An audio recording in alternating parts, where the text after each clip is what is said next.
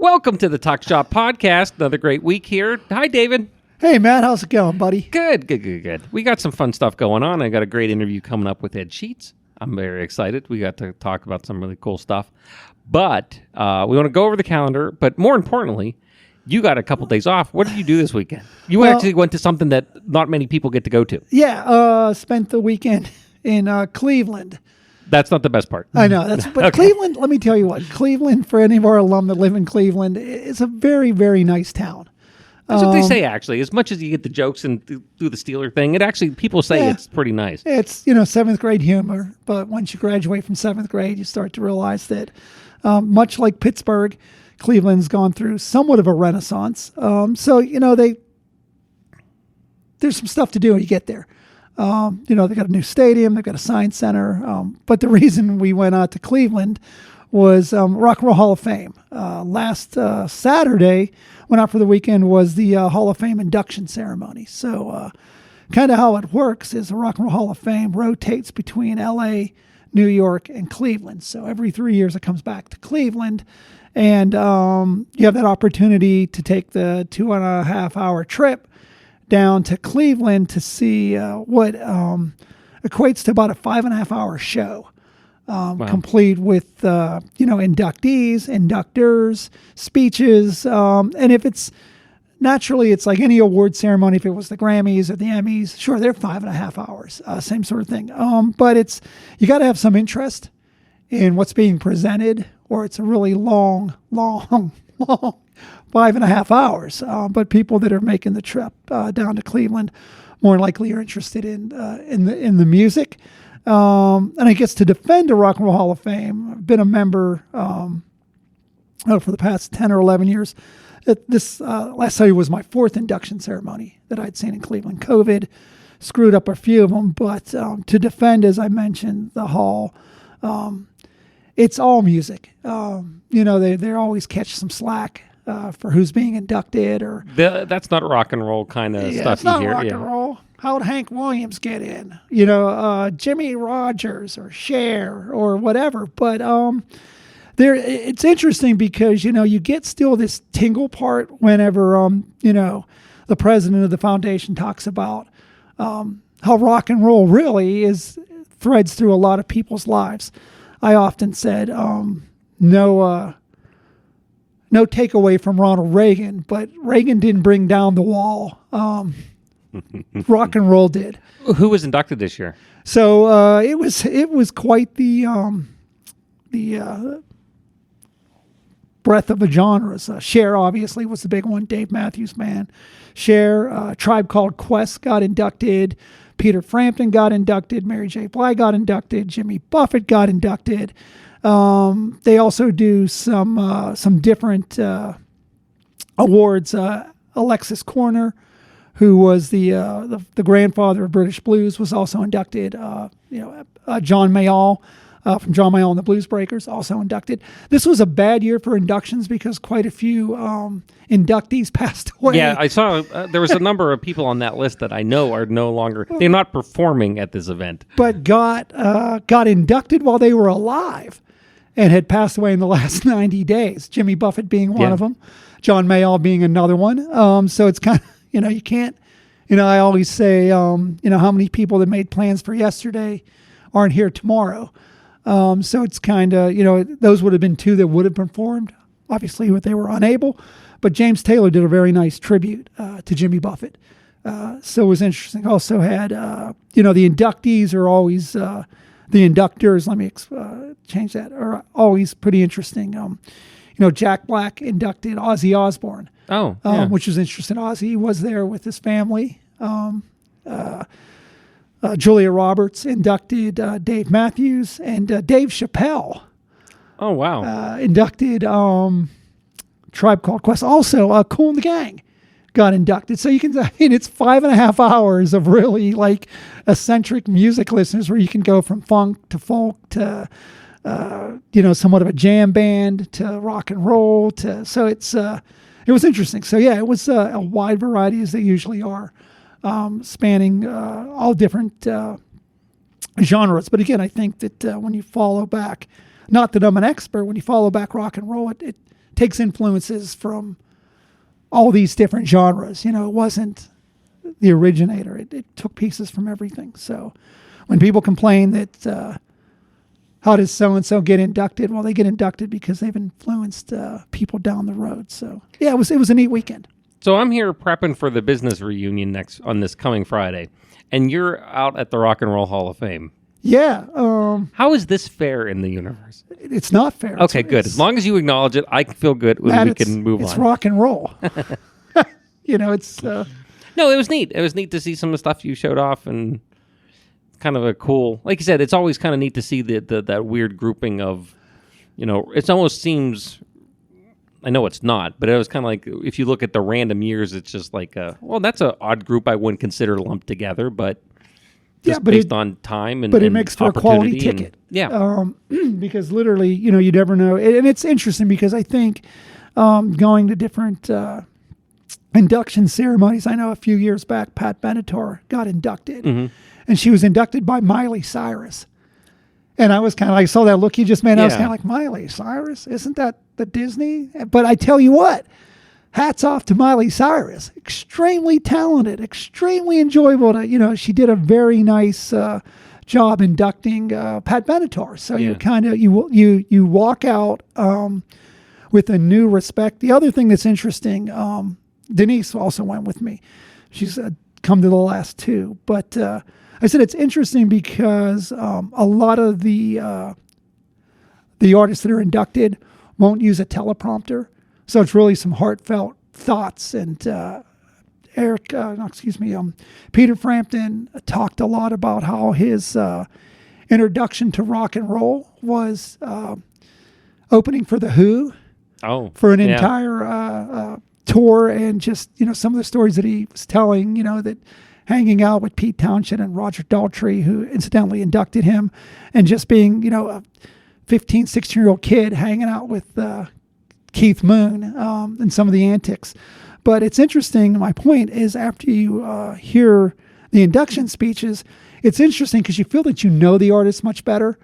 And it's, in this area, if you'll see Peter Frampton come through and maybe play at the Palace, you feel like, hey, we should get a ticket because we feel like we met him. We spent 10 minutes. Perspective. Yeah, I would tend to think that, and that's an interesting time too, because you and I have talked about that a good bit when people talk about the concerts that used to happen on campus, that people were here. That was a direct cause of how the music industry worked at that point. You'd have these people that were on the way up that became these huge names in the future, but had to tour around with these bands that were names then, and they had to go to every single venue, and they were going to play in, because they'd play in Pittsburgh, and then they'd play Greensburg and Johnstown, and hitting all the way out to Philly, and then up to New York, because you had to play every single night to get out there. Right, and we could do a whole show on the bands that played UPJ. But you're right, it was a different time. We didn't have what we have now. Case in point, podcast was something so futuristic. Cell phones that you did have to get out and promote an album. I'll tell a real quick story. I know that's the story that alum come into my office, and I've got a Fleetwood Mac concert poster from campus on my wall, and they're like, "Oh my God, like Fleetwood Mac!" And to your point, Fleetwood Mac played New Jersey Garden Center like on a Sunday, played here Thursday, then played the next Saturday in Madison Square Gardens, all by bus. Yeah. They weren't flying, they were bus touring, which is kind of still neat when you go to some of these, interestingly enough, they'll say a lot, Johnstown or small markets like Johnstown, Greensburg, for a lot of rock groups. They visit them on the way up, then they visit them on the way down. Yeah. And it's interesting. Sometimes I'll leave work and you'll go past the War Memorial and you still see the tour buses of some of the big names that are on their way down. Just this year, in the last year or so, Alice Cooper's been at the War Memorial. ZZ Top has been there or are coming. I can't remember where in the calendar they are. REO Speedwagon. REO Speedwagon is when it was in town. It's kind of like these groups, like you said, they're coming towards the end of their careers where they won't be around that much longer. And they're just as talented as everywhere, and they're traveling by bus. So you see, the 5 or 6 or 7 buses, packed up down in Johnstown. But that's the way, for the younger listeners, that's the way it was once, where you're right. Artists toured, not that the artists today aren't, artists in their own right, but, it's funny, we'll get alum that come back from the 70s, and they'll talk about how they, bumped into, Sting or Stuart Copeland or Stevie Nicks or Lou Reed. I was having a burger at such and such a place, and Lou Reed, who was playing on campus earlier in the day, was also having a burger next to me. Yeah. And these were huge, big names. I mean, like I said, we could go through a whole episode. It'd be nice to get some guests on it. Remember. That's actually what I was thinking about. If anyone out there is kind of like that musical expert of the folks that had come through here through the years, reach out to me at my email. Will be in the description, like always.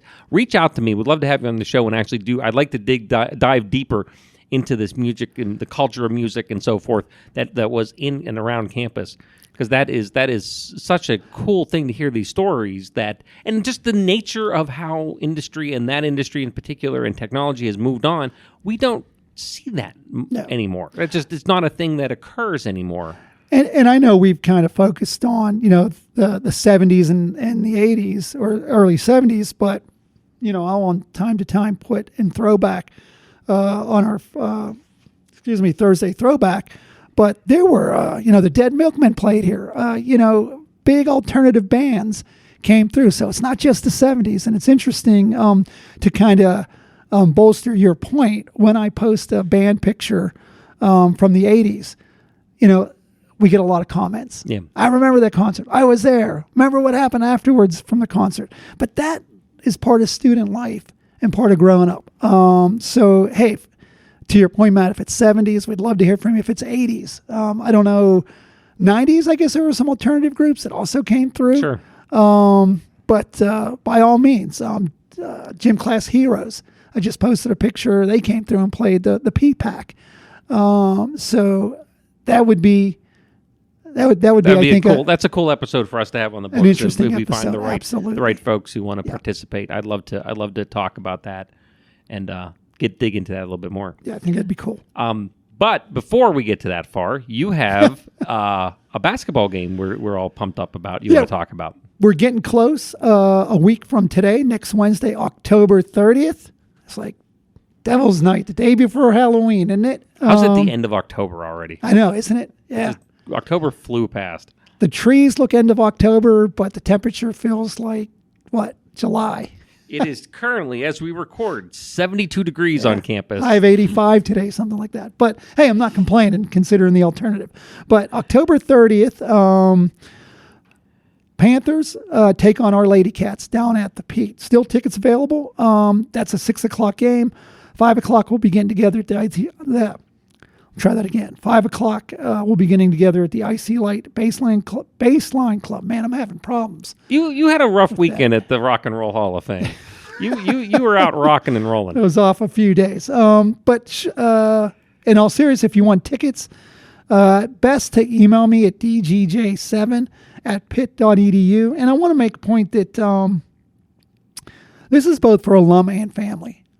So if you have a family you want to bring out, you live in the Oakland area, or you want to drive down from Johnstown, let me know. We'll make sure we get spaces for you. I've had a couple of Lady Cat alumni reach out to me wanting to bring, they coach now, wanting to bring some of their team members, some of the young ladies that they coach.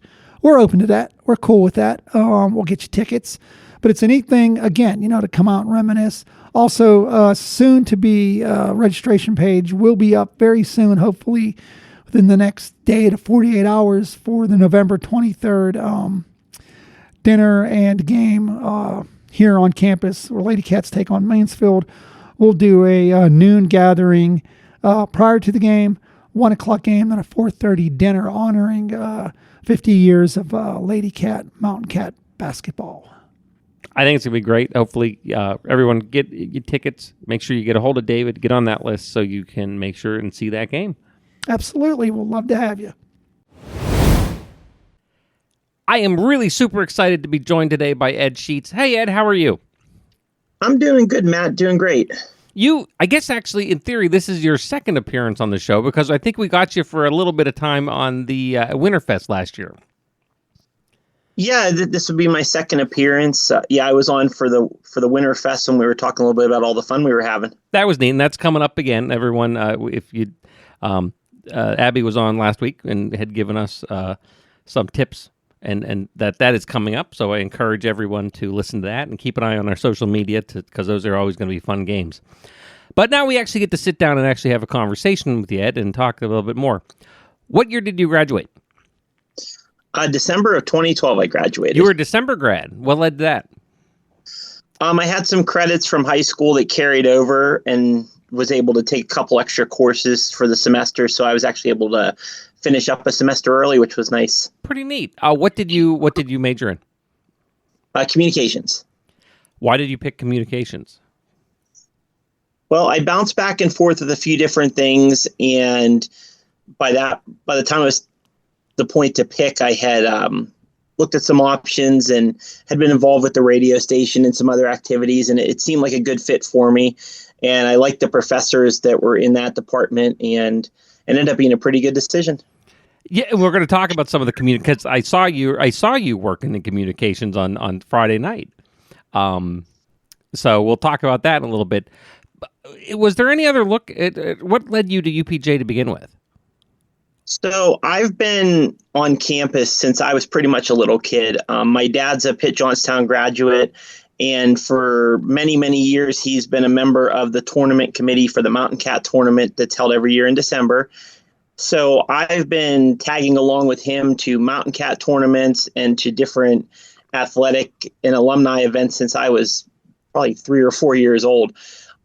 So it was kind of a natural fit. I looked at some other colleges when I was making my decision, but it ended up always coming back to Pitt Johnstown just because I was familiar with it, had some history there, and the programs that I had been looking at, they were all pretty strong at Pitt Johnstown. So it was a pretty easy decision and one that I'm glad that I made, and it's definitely one that's benefited me for sure. I think it's always neat talking because you're kind of in that same boat that I am. It is not kind of. It actually is the exact same boat. That kind of that legacy, next generation coming to campus from parents who are alum as well, and it's kind of neat.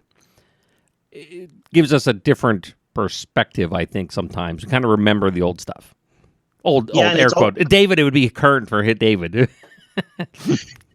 Yeah, it's always kind of neat because then I've met a lot of people just from over the years that I don't really remember, but they remember me from when I was a kid being up there, and so it's kind of cool to see some familiar faces, maybe people that I don't recognize specifically, but we kind of share some stories, and I've made some great memories on campus both as a student and then also before and after.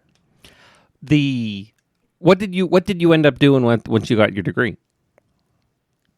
So I started out, I worked for Goodwill of the Southern Alleghenies, actually did something, it's kind of similar to online sales, sort of like an eBay sort of system that Goodwill has.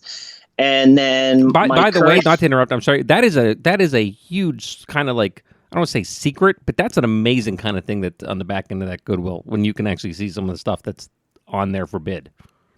Oh, absolutely. I learned a lot about, different items, and we had some really knowledgeable people that I worked with. So I learned a lot through that. And then my current full-time position is I started out about 7 years ago. I started working for the PA Department of Human Services as a caseworker. And now I'm actually a caseworker supervisor. We work for Dauphin County. We work out of Johnstown, but we service the folks in Dauphin County, helping them with their benefits and navigating through the system of receiving benefits and other resources that they might need. So you get to actually add that experience, and that's in a lot of ways a thankless job because you don't usually have people probably calling and reaching out to you who say, "Hey, you're doing great, thanks." It's folks who are always looking for help or they need support or something's not quite right. So you actually have to manage those and get them situated. Yeah, that's correct. We talk to a lot of people on a daily basis, and it's always nice when you're able to help somebody navigate through the systems or help them to get the assistance that they need. And I'm lucky that I have a pretty good team under me that they do a great job. And yeah, it's been interesting. I'm always still learning. It's, there's always changes, especially with everything that went with COVID. There's a lot of changes in our job, but I'm able to use a lot of the skills that I learned with my degree to help me navigate those each day. That's actually really cool and very, very neat to be able to hear that type of story where you're actually being able to apply that and actually get people to help they need or support they need to figure out a problem. And that has to be very rewarding. Did you work on campus anywhere? I did. So I had I worked a weekend as a residential safety associate through housing, which is basically, I don't know if they still have it anymore or not, but it was basically you were kind of assisting the campus police with, helping people walk to their cars, just kind of walking around campus if you saw something that looked out of the ordinary. So I did that actually for pretty much one whole weekend. And then as it turned out, Dan Gottwald in the print shop, Dan's been a friend of my dad's for many, many years. I know you know him pretty well as well. I actually ended up working for him in the print shop. That started in the fall of my freshman year, and I ended up staying there working summers and everything for him until I graduated. So lots of great memories working there. Dan was a great boss to have. Like I said, I've known Dan since I was a kid, so it was great to work for him. And anybody that knows Dan knows how great of a guy he is. I mean, I don't have anything bad to say about him. And he's on the list. I got to get him on the show at some point because Dan is just a great pile of information and stories, and is just kind of an all around fun guy to have, and so he's on the list to get on the show. That's made me think about that because when you actually go down and look at the alumni board as we're situated right now, there is a very high proportion of people on the alumni board that have worked for information technologies on the board. Me, you, Rachel. I think Mark worked in the labs. Like, we have a good number. See, good quality alumni come out of information technologies. Absolutely. And, one of the things working in the print shop that Dan was big on was, helping other places on campus. He would, if he heard us another department needing help, he would send us along. Well, that actually was really nice because, if you ever needed something or you ran into a problem, you had that connection with a lot of other offices. But I can remember doing projects, for the IT department. We helped with some different things. I remember one summer we hauled TVs all over campus when they were swapping the old TVs out for the new ones. Yep. So we did a lot of stuff. We were always sent on all sorts of adventures, but it was always a lot of fun. Yeah, it's always kind of neat to have those connections and put those pieces together. We all kind of, there's so many big parts of that that make the campus work behind the scenes, and print shop's always one of those to me that stands out because, you need it. It has to be done. It has to be done right. It has to look good. But no one ever thinks about it. Tests just show up on your desk to take as a student. Or here's a pamphlet or a handout or something that's just gorgeous for some visitor. But that has to come from someplace. Absolutely. And I think a lot of people, like you said, they don't realize the behind the scenes that goes on there. There's a lot of great work study opportunities. And I know we've been getting some of that lately, hearing about some of the different things that David's been working on and having some of his work studies through the, institutional advancement office. It's a lot of work, but there's some really good opportunities out there for students. You talked a little bit and teased it. Talk a little bit, and we're going to have more down the road as we get closer and lock in some more details. Talk about the Mountain Cat real quick. What? Give me a 30-second elevator pitch about what it is and what it means to you. So the Mountain Cat, it's one of the longest running high school basketball tournaments in the area. I believe we're getting pretty close to 50 years here. I don't think we've hit it yet, but I could be mistaken. No, I think it's a couple years, 1 or 2 or 3 years out, somewhere on that, but close. Something like that, yeah. And it's one of the most prestigious high school basketball tournaments in the area. If you look back into history, there's been some pretty big local names that have played in the tournament. And, to me personally, like I said, I have a really good connection to it. I've been involved with it for a very long time. I've been going since I was little. My brother and I, growing up, we actually had the task of, our job was to get the waters for the referees in between each game. And we did that all through the years. And now it's pretty cool to come full circle and to be a member of the committee for the tournament and actually be involved with some of the planning and execution. So it's kind of come full circle. But for me, it's always a really nice tradition to be involved with too, because my dad, like I said, has been on the committee for years. So it's kind of a father and son thing. And it's always great to work with those guys. Dr. Mantini does such a great job putting that together, and Paul Leonard getting the teams and everything. So it's a great tradition. And anybody out there tuning in, if you get the chance, I highly recommend coming up and supporting these local athletes. And it's especially cool this year because we're going to have not only the boys tournament, but we're going to have a full girls tournament, which I think is going to be a great addition to the tournament. There's some really neat, exciting stuff, and hopefully we're going to get some time scheduled up to get actually a whole show about that before that hits. Usually it's because that's the first full week of December, so we're a little ways out for that. But it is always a neat event, and also the proceeds made there go and help scholarships for our UPJ students. Absolutely, and it's such a great opportunity for some of those students to get exposed to campus and some of their families and things like that too. So it's just a nice way to promote the university and support the Alumni Association. It's really fun, and those games are really cool to watch. I saw you, though, Friday night at a different event. You were part of the show and putting on a fantastic job, by the way, at the Tomahawks game. How did you get into that when you started? What do you do at the Tomahawks, and how did you first get started doing that with our for those who are out of the region, you don't know, the Tomahawks is the hockey team in town here. Effectively, if depending on your time and generation, it had been the Chiefs or the Jets or something. But this is the Tomahawks are here now. How did you get started with that? So, yeah, I've been involved with the Tomahawks since their founding in 2012.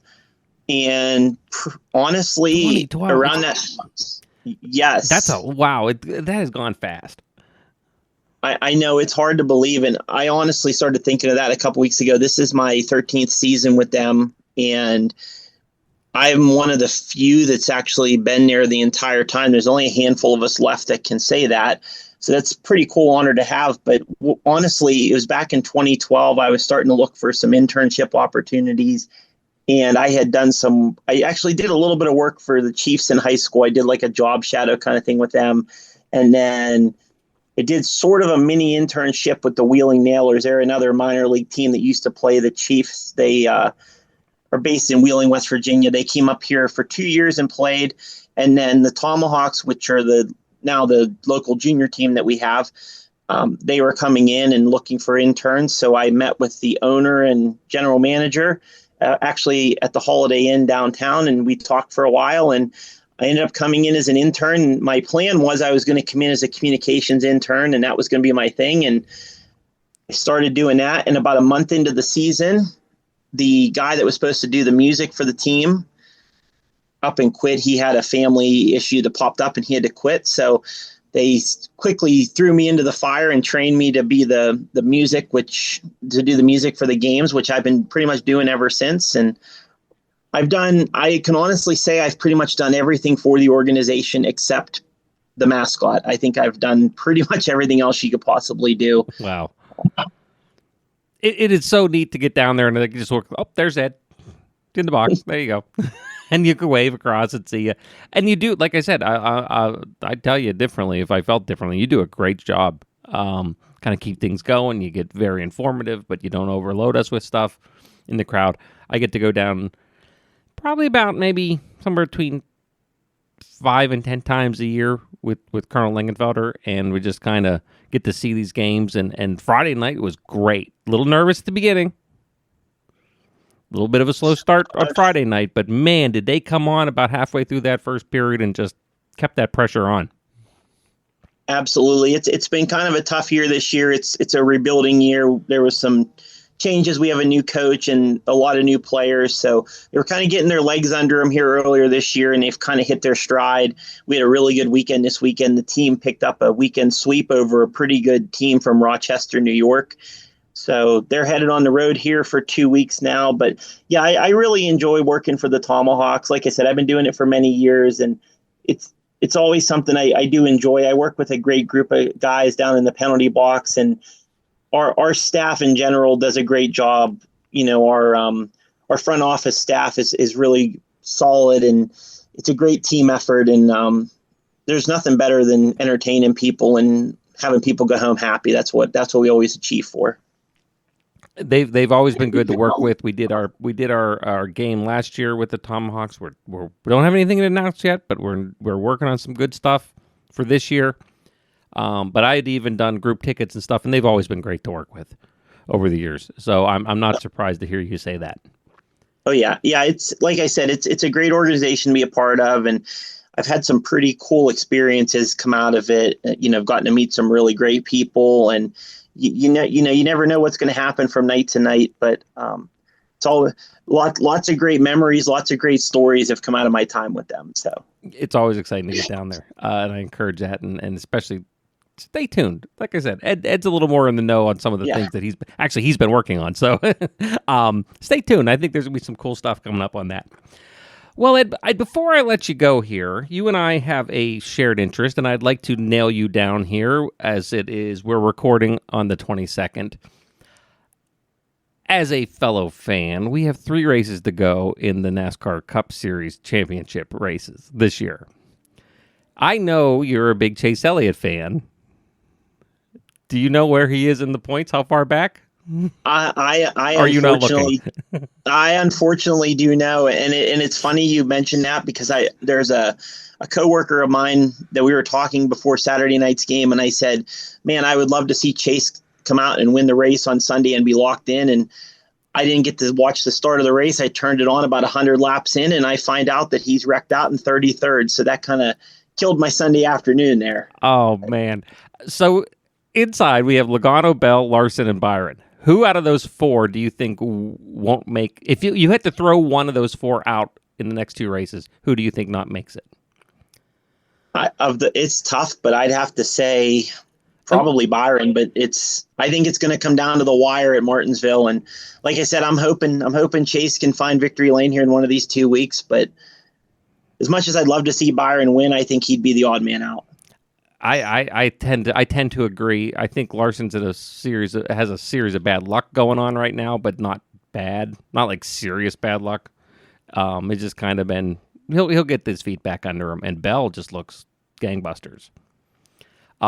He's been solid lately. Yeah, out of the 4 that are out, Hamlin, not counting Elliott, we understand your fandom there. I understand. We'll respect it.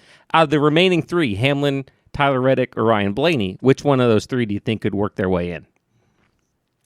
I'd like to see it be Tyler Reddick. I've always liked Tyler Reddick. I actually, funny story with him real quick. A couple years ago when they had the NASCAR clash at the Coliseum in Los Angeles, I went out for the first clash out there, which was a really cool experience. But while I was waiting in line for merchandise, the gentleman tapped me on the shoulder and asked me if he could jump in line because he was in a hurry. And here it was actually one of the crew members from Tyler Reddick's team, one of his pit crew members. We got to talking while we were waiting in line.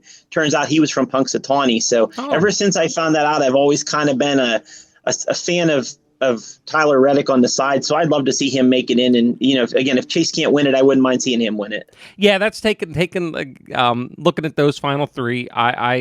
Reddick would be nice. I think that's nice. I think having Michael Jordan around the sport has been good for expanding that audience.